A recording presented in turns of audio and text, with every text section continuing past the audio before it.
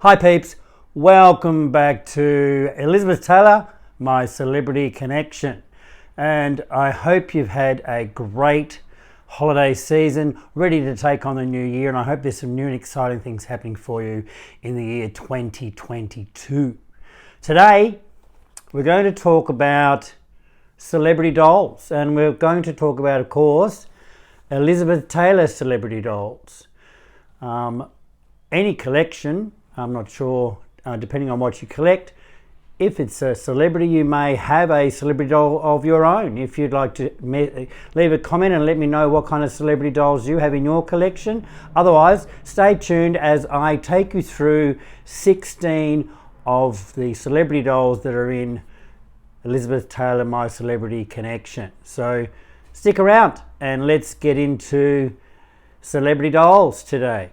Peeps, before we get into Elizabeth Taylor celebrity dolls, let's have a look let's go through a bit of a history on celebrity dolls and figurines. Did you know that celebrity dolls and figurines have been in production since 1840?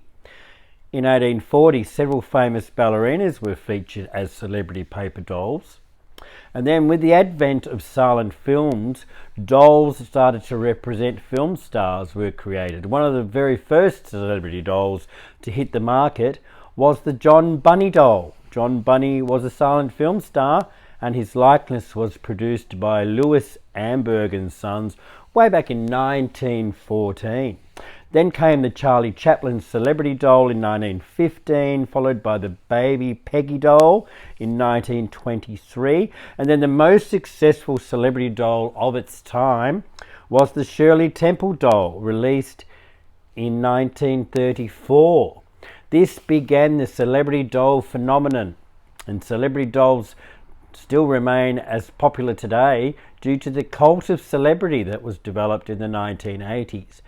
To date, the most successful celebrity dolls of all time were the Spice Girl dolls.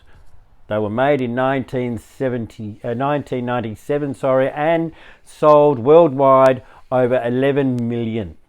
There were other million-selling dolls that followed, which included Britney Spears, Backstreet Boys, and Christina Aguilera, all selling in excess of 2 million. In the 2010s, we had the likes of Katy Perry, Nicki Minaj and Lady Gaga, who would transform their likeness into celebrity dolls for the purpose of charity and creating some charitable efforts. Of course, today, the top selling doll is the Barbie doll, with sales in 2020 reaching over $1.35 billion. But today, we're not talking about Barbie, we're talking about Elizabeth. We're talking about Elizabeth Taylor. So let's take a look back over some of the most adorable and lifelike representations of Elizabeth Taylor in the form of a celebrity doll from the 1950s right through to the year 2000. First doll we're going to look at is the figurine, the Royal Orleans figurine, which is a limited edition porcelain figurine made in 1958 and representing Elizabeth Taylor as Maggie in Cat on a Hot Tin Roof. These figurines were a limited edition, and this is number 686 of 15,000. The next doll was the TriStar doll, the Butterfield 8 doll, which came out in 1960. In 1963, we had the Abita Doll and Toy Company's representation of Elizabeth Taylor in Cleopatra. In 1976, the Horsham Company bought out the wonderful The Bluebird set of 3 dolls which represented Elizabeth Taylor in the 3 different roles that she undertook in the 1976 film The Bluebird. A company by the name of World Dolls bought out a selection of dolls in 1988, including a representation of Elizabeth Taylor in her role as Kay Banks in Father of the Bride. In 1996, Madame Alexander bought out a set of a legend celebrity dolls based around Elizabeth Taylor's roles, and this one here is Elizabeth Taylor based on her role in A Place in the Sun. So that's a bit of a basic timeline of the celebrity dolls that I have in this collection, starting back in 1958, and going through to about 1996. What we also need to look at today is the first set of Franklin Heirloom dolls.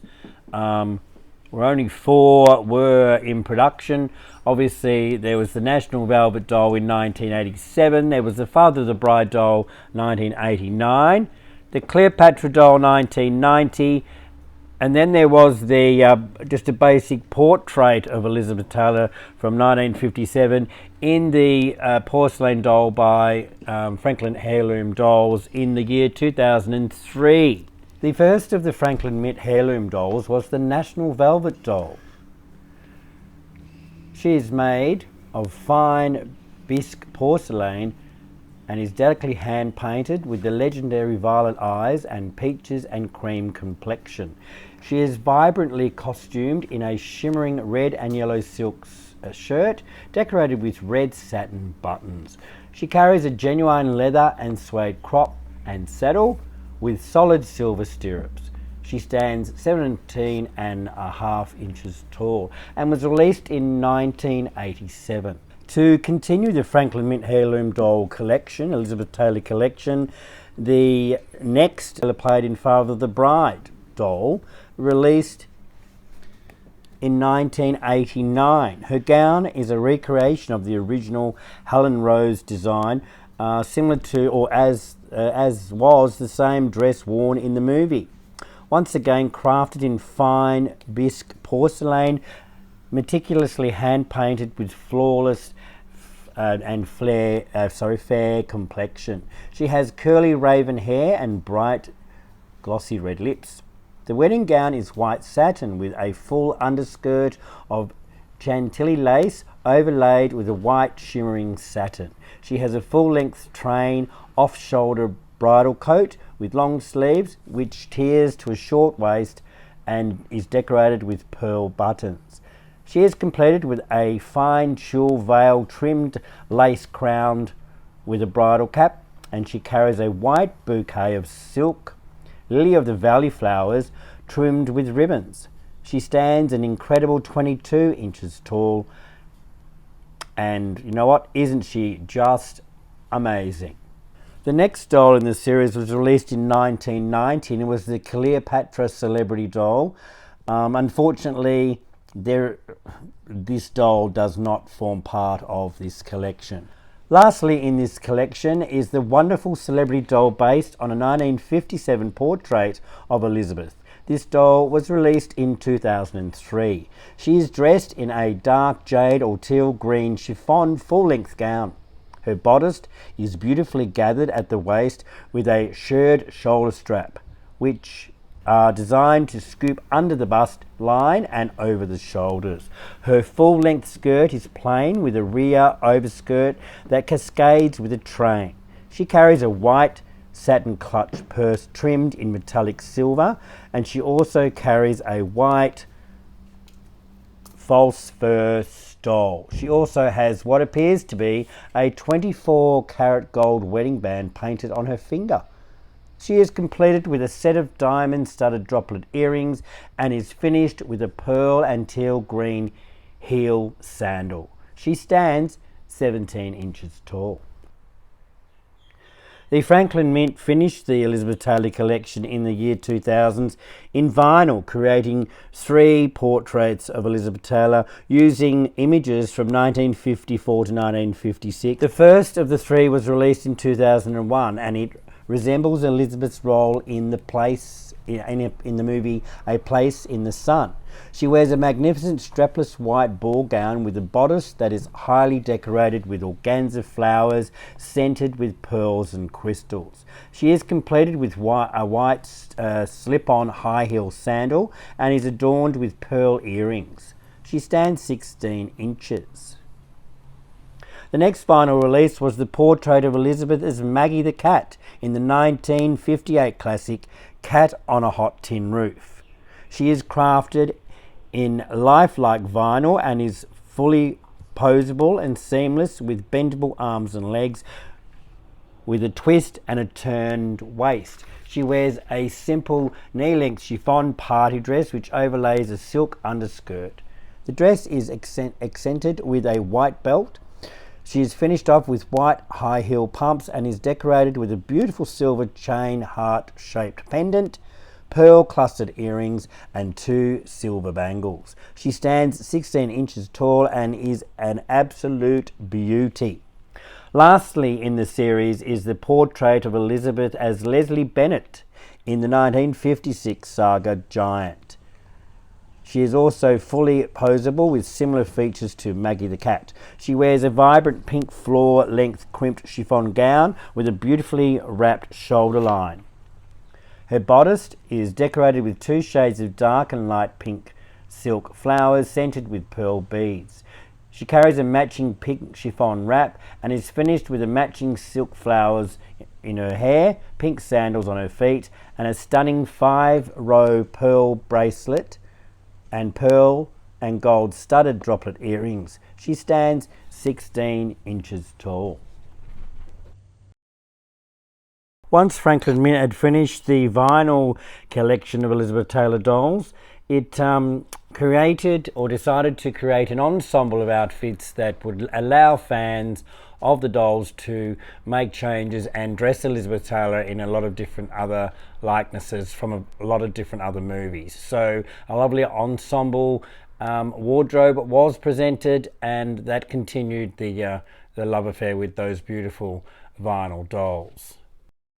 The Mattel company got on board in the year 2000 with a variety of Elizabeth Taylor endorsed dolls, actually endorsed by her herself. So they represented Elizabeth in a white diamond doll, which was Elizabeth in her violet Oscar dress. They also did another version of Cleopatra and one of Father of the Bride.